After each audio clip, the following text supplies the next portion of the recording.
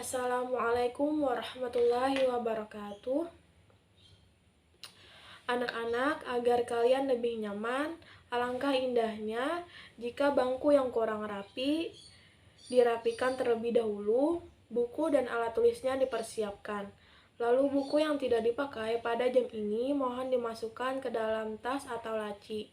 Jika tidak ada tas atau laci, ditaruh di pojok meja kanan.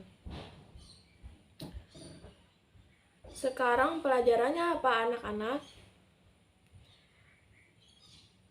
Baik, anak-anak, saya di sini sebagai guru pengganti dari Bapak Ruhansyah untuk melaksanakan kegiatan PPL 2. Supaya pelajaran yang kita pelajari bermanfaat, maka alangkah indahnya dan alangkah baiknya jika mengawali pelajaran dengan bacaan basmalah. Bismillahirrahmanirrahim. Sebelum pelajarannya kita lanjutkan, alangkah baiknya jika kita mengulas pelajaran untuk mengingat-ingat pelajaran yang lalu. Dan saya akan menanyakan tentang tanda-tanda hari akhir yang ada di bab 1 bagian B. Yaitu pertanyaan pertama, apa sajakah tanda-tanda kecil hari kiamat? Ya, bagus. Sekarang pertanyaan kedua, sebutkan tanda-tanda besar hari kiamat. Ya, benar. Saya harap kalian sudah memahami pelajaran yang lalu. Sekarang saya akan melanjutkan materi yang selanjutnya, yaitu fungsi dan hikmah beriman kepada hari akhir. Baik, sekarang saya akan membacakan LKS halaman 7 dan kalian menyimak dengan menggunakan buku kalian. C. Fungsi dan hikmah beriman kepada hari akhir. 1. Fungsi beriman kepada hari akhir. Beriman kepada hari akhir mempunyai fungsi yang sangat penting sebagai berikut. A. Sebagai pemelihara diri dari perbuatan dosa.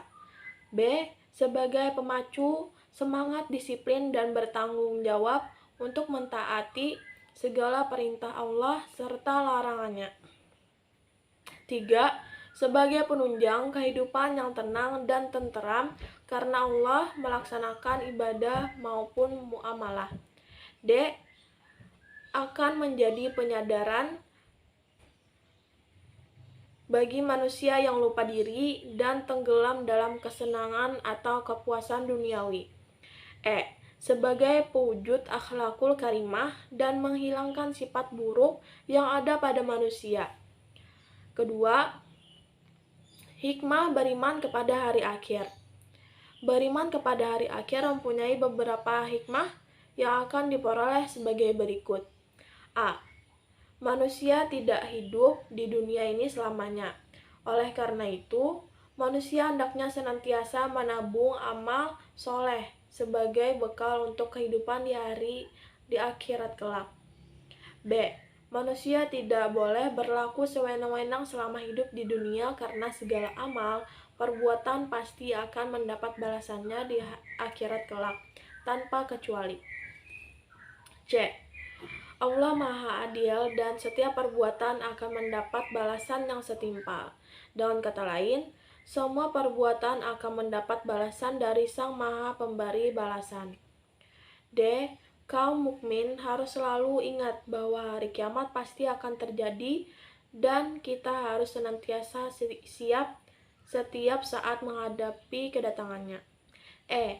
Iman kepada hari akhir akan membuat kita memahami akan tujuan hidup di dunia. Dengan memahami hal tersebut, kita tidak akan pernah kehilangan arah dan dapat memelihara sikap hidup yang positif serta optimis. Baiklah, sekarang silahkan kalian membaca bukunya.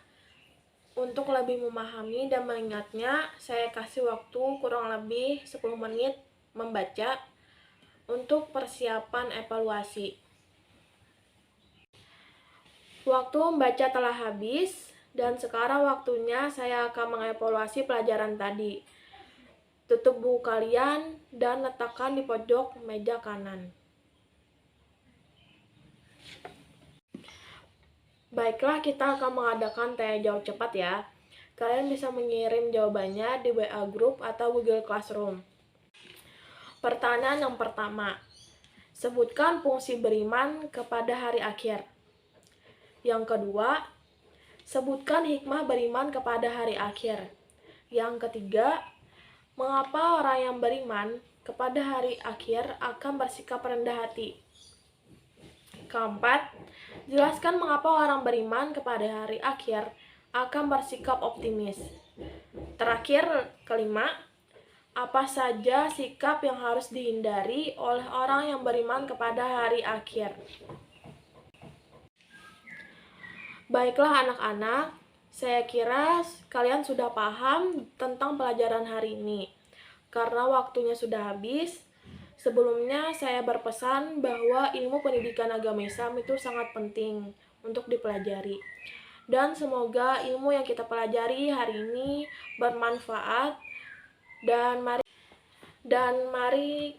mari kita akhiri pembelajaran kita pada hari ini dengan membaca hamdalah. Saya akhiri. Assalamualaikum warahmatullahi wabarakatuh.